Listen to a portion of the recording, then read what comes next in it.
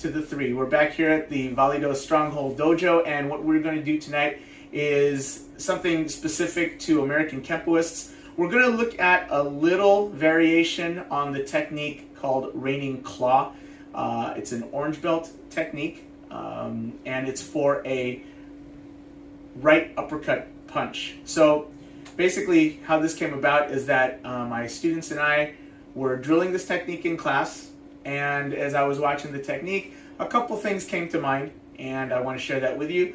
Mind you, this is just a variation on the technique. This is not any type of gospel truth. If you don't like it, that's cool. I'm just offering it as food for thought. So, with that being said, I will have my student Joel come out.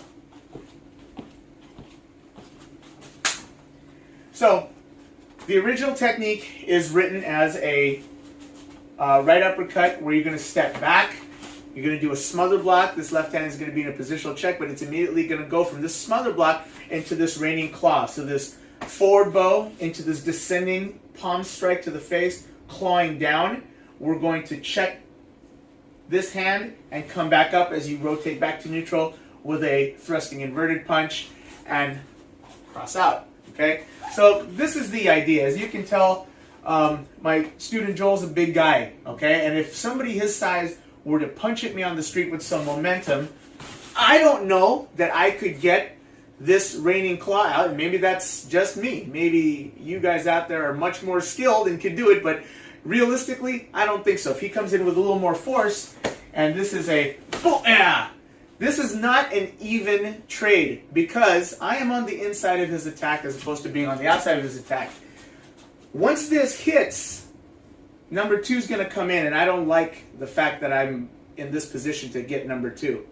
Okay? So, the way the technique is written, it's kind of a and technique, meaning we're doing 1 and 2. Even if I get this in as quickly as I can and I rotate, I still don't think it's a fair trade. Not quite. I think that second hand would still tag me, and I don't want to get hit at all. So what we're going to do is we're going to change this up a little bit. I'm going to continue to step back in my variation of this technique. I'm going to step back with the left leg. I'm going to do downward block with my rear hand, and I'm going to do the raining claw with the right hand. That way, so if his chest represents his face, okay, bang!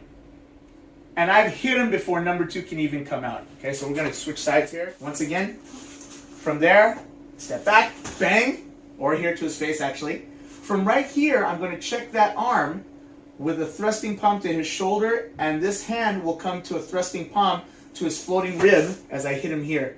Okay?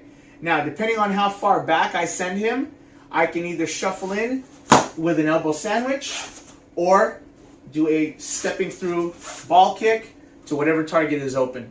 Okay? But it's really the entry that I'm concerned about. So one more time, I'm going to do a with entry. Okay? I'm going to step back, bang, bang, bang, bang, whatever you want to do to follow it up. Okay?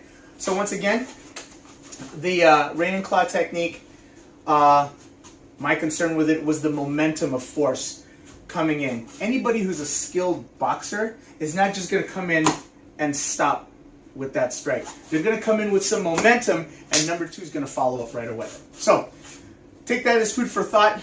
If you like it, great. If you don't like it, that's cool too.